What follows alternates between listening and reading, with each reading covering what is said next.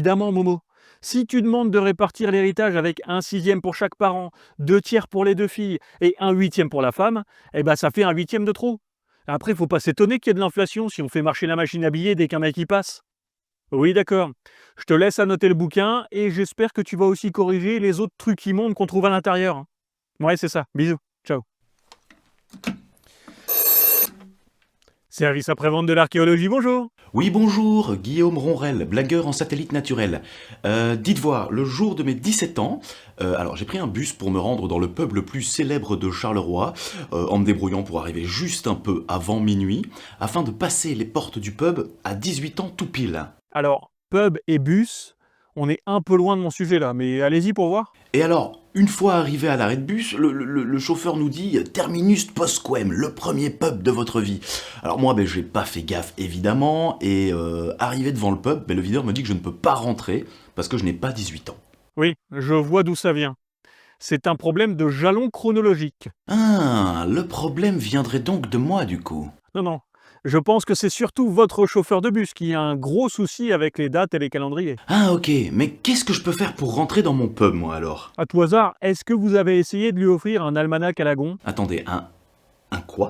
Bonjour, je m'appelle Gontran H et voici l'Almanach à Lagon 2025. Je suis habillé classe dans un environnement classe parce que je vais vous le vendre. Et cette année encore, j'exagère. Cette année encore, j'ai commis un objet qui mise sur votre intelligence, sur votre propension à savoir rire de tout et avec tout le monde. Cet almanach, je vous le jure sur la tête de Mathilde Panot, est une exploration des tréfonds du n'importe quoi réjouissant. Il ne contient ni conseils pour planter vos choux à la mode de chez vous, ni instructions pour utiliser l'aloe vera pour vos hémorroïdes. Non, il s'agit d'un recueil de bons mots à usage intensif, de textes drôlement sérieux, de jeux d'esprit comme des mots croisés dans lesquels vous devrez placer bedaine, lampiste, andouillette. Et pour les plus hardis, il y a aussi quelques contrepétries philosophiques et autres trouvailles syntaxiques qui, à terme, pourraient très bien remplacer la psychanalyse. Mais cet almanach Lagon 2025, c'est surtout, et vous pouvez donc souffler, la solution à tous vos problèmes de cadeaux de Noël. Vous cherchiez une idée qui fasse rire votre sœur, hurler de bonheur votre tonton, réfléchir vos amis. Eh bien, l'almanach à Lagon 2025 vient à votre rescousse pour un prix qui fait rire également. Rendez-vous sur www.gontranh.be et faites-en profiter tous vos proches. Je fais les prix de gros.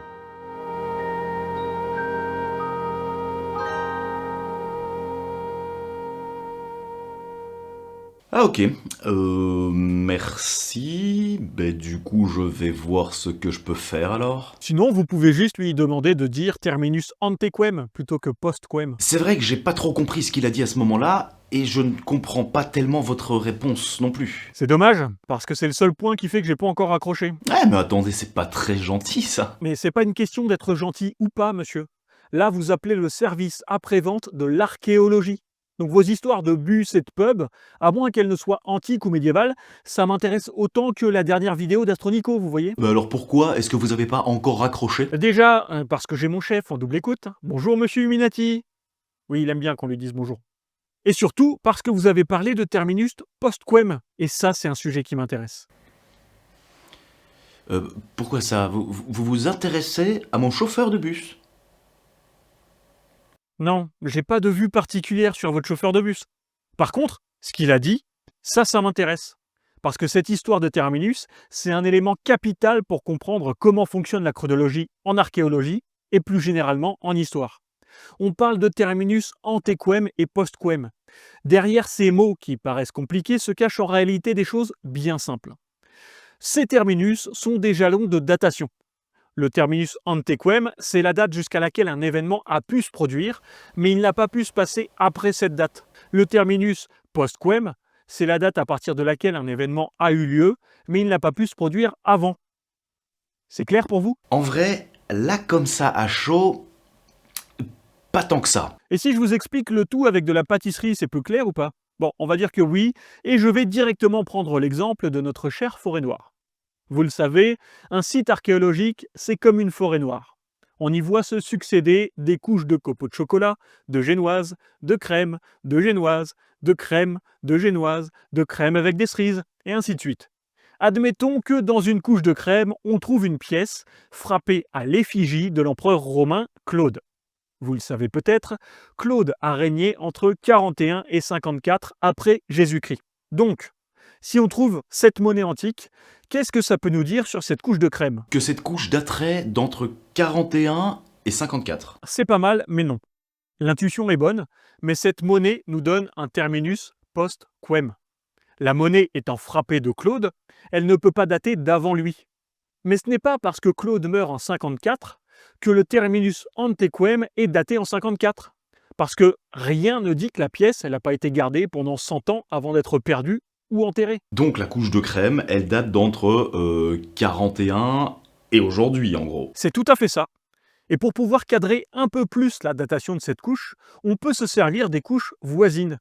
Si la génoise au-dessus de notre couche de crème, elle possède du mobilier du 9e siècle, alors on saura que le terminus post-quem de cette génoise est au 9e siècle. Ce qui fait que notre couche de crème, elle sera datée entre 41 et le 9e siècle. Alors oui, c'est toujours une sacrée fourchette, mais c'est pour l'exemple. D'accord. Donc, quand le chauffeur de bus m'a dit terminus postquem, là, quand j'avais 17 ans, en fait, il a indiqué que je ne pouvais juste pas être plus vieux que ça. Et donc, ça expliquerait pourquoi le videur ne m'a pas laissé rentrer à ce moment précis. Mais, en parlant de précision, c'est précis jusqu'à quel point votre histoire de terminus, là? Fondamentalement, tout est une question de datation. Si on n'a pas de mobilier ou d'éléments à dater, c'est toujours délicat. Mais dès qu'on peut affiner la datation d'une unité stratigraphique, avec du carbone 14, de la dendrochronologie, ou de la céramique pour jouer avec de la chronotypologie, quoique celle-là, elle peut réserver quelques surprises, mais on y reviendra, ça permet de déterminer les terminus antequem et postquem de toutes les voisines. Et quand bien même on ne pourrait pas les déterminer dans l'année de la campagne de fouille, les données enregistrées pourraient être expliquées et datées 5, 10 ou 50 ans plus tard, et ainsi mettre à jour toutes les données de fouille précédemment recueillies. Une question de Archibald Tuttle, détectoriste en macramé, qui nous vient tout droit des commentaires. Est-ce que vous aussi, vous léchez les fossiles? Bien évidemment, je ne parle pas de Seb, et la question elle n'est pas pour moi, mais pour une youtubeuse connue que j'aime bien. Vous savez, monsieur Tuttle, moi aussi j'adore Valentine de Sciences de Comptoir, d'ailleurs, allez vous abonner si vous ne l'êtes pas déjà. Mais vous le savez, il est une règle qu'on ne brise jamais dans le petit monde de la cancel party, c'est que ce qui s'y passe n'en sort pas. Même si certaines vidéos de making-of fuitent par-ci par-là. De fait, il m'est totalement interdit de dire si oui ou non Seb a goût de framboise. Quoiqu'après une petite pipe, il avait tendance à changer d'arôme. Bon après, je déconseille à tout le monde de consommer du tabac, hein, peu importe la manière.